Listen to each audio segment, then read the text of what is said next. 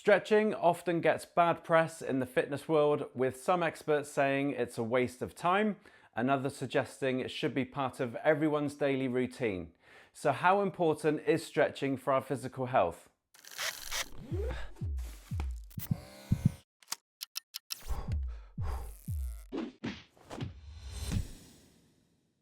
Hi everyone, and welcome to Exercise for Health. And are you someone that neglects stretching as part of your weekly exercise program?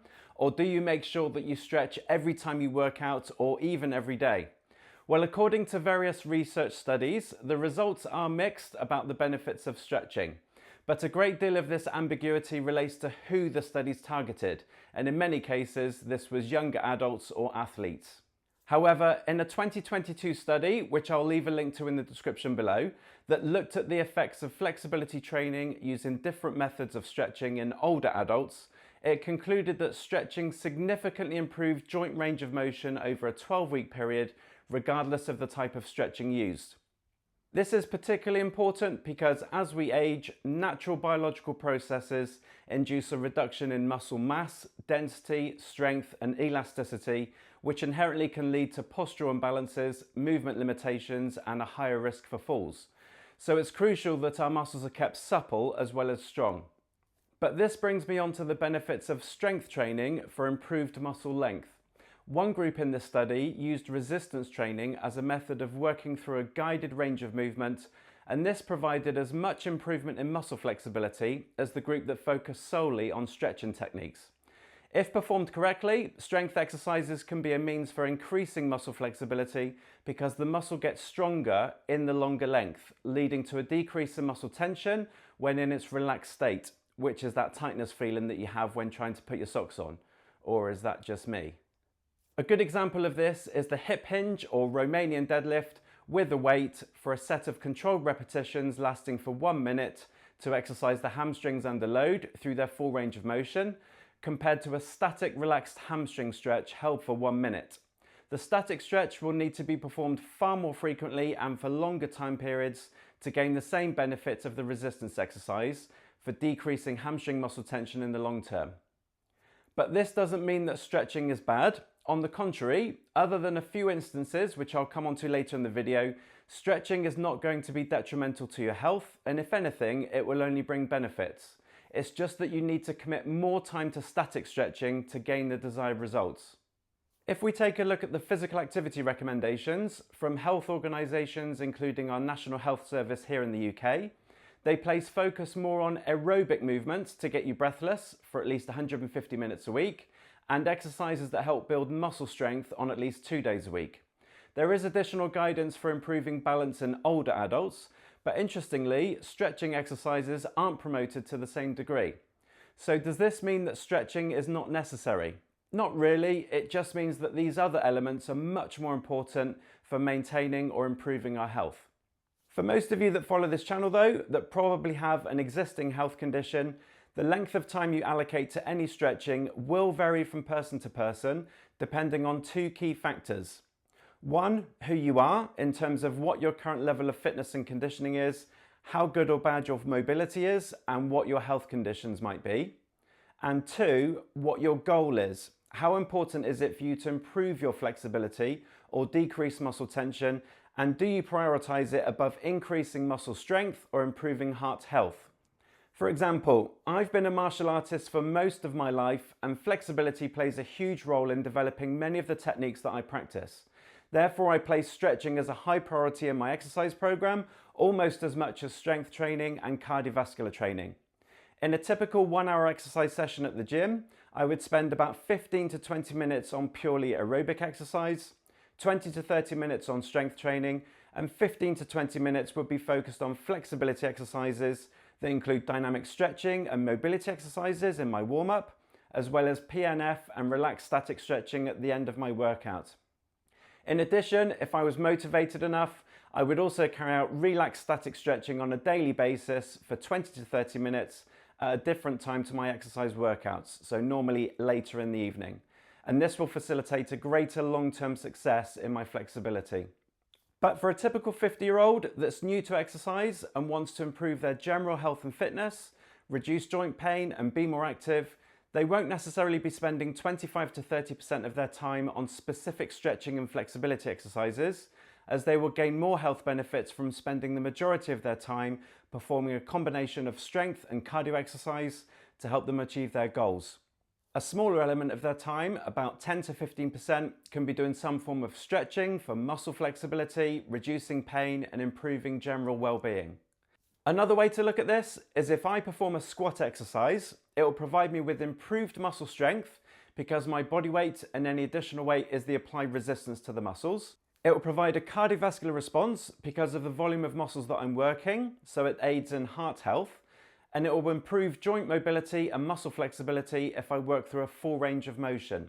And on top of that, it's functional because it mimics movements that are carried out in activities of daily living. This makes the squat a highly time-efficient exercise that brings so many benefits to so many people.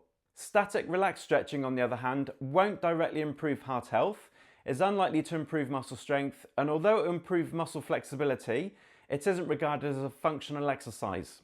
So you can see how it's not as time efficient and not as effective for overall health benefits. However, for most individuals looking to improve their general health, stretching isn't going to be detrimental, and it can be done anytime and anywhere without any equipment, and it can be performed on its own or as part of an exercise workout. It could also be used as a means to get people more active more often by doing small 5-minute bouts of movement, by getting up and doing a few stretches. And there are many reasons why it can be useful, so here are a few examples. Dynamic stretching can be used as part of a warm-up because it will help mobilize the joints and increase the heart rate, making it good preparation for a workout. Gentle dynamic stretching and muscle mobilization can also be helpful in the early stages of injury rehabilitation, such as a muscle strain, before moving on to isometric or resisted exercise. Relaxed static stretching can be a great way to cool down from moderate or high intensity exercise, helping to regulate blood pressure, making you feel better for it once your workout is finished. Some people may find that using muscle stretching techniques will help to calm the mind, so it can be good for breathing, relaxation, and reducing stress and anxiety. People attending a yoga class, moving into and holding certain positions, will find huge improvements in their flexibility because of the prolonged time spent in these positions. Dynamic stretching and full joint range of motion exercises can also be a great way of temporarily relieving muscle tension if you've been sat down too long or you want to reduce the likelihood of negative changes in posture. And for people that have suffered a stroke or brain injury and have been left with hypertonicity or increased tension in a particular part of their body, long periods of gentle static stretching can be a very therapeutic intervention and help reduce spasticity. So there are many benefits to stretching, but the type of stretching used and the time spent on it can influence the long-term outcomes. If you want to learn more about the types of stretching, I've done a video on it, which I'll leave a link to in the description below. There are some circumstances, however, where certain types of stretching for muscles may not be appropriate, and here are some examples. Firstly, someone that is suffering a nerve impingement, such as sciatica, may find stretching their hamstrings will make it worse, so stretching muscle tissue for nerve pain symptoms could be detrimental, and performing nerve glides will be a better option. Secondly, people that are experiencing delayed onset of muscle soreness, or DOMS, a day or two after a bout of intense physical activity, are well advised to avoid static stretching in the initial recovery stages, which probably goes against their intuition, but deep stretching will prolong the inflammation, so performing mobility exercises and very light resisted movements, such as walking or swimming, will aid their recovery much faster. Thirdly, static stretching before exercising, particularly before strength exercises, will very much be counterproductive as it can reduce the contraction performance of the muscle. Instead, doing a short duration of dynamic stretching or mobility movements will be more beneficial for warm-up purposes. Finally, deep stretching a strained muscle is not recommended. As mentioned earlier, gentle mobilizations will aid the earlier recovery, so leave any static stretching to a later time in the rehab process. So you're probably now even more confused about stretching than before you started watching this video and wished you hadn't clicked on it, but let me summarize it for you.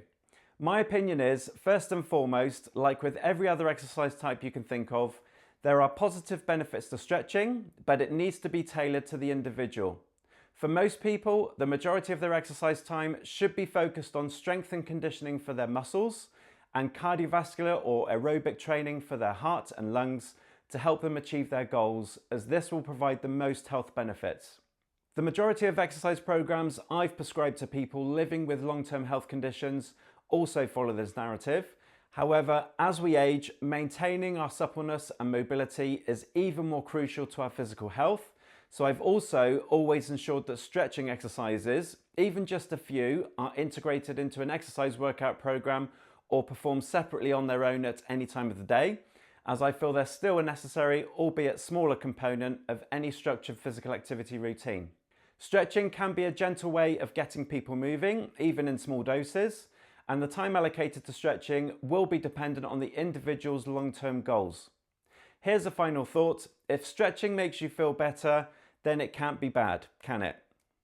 I hope the information provided in this video helps you understand a bit more about the benefits of stretching. If so, please give it a like by clicking the thumbs up button below and consider subscribing if you haven't already. You can check out the description below for further information and ways that you can help support this channel. But thank you so much for watching, and until next time, stay active and keep moving to feel better.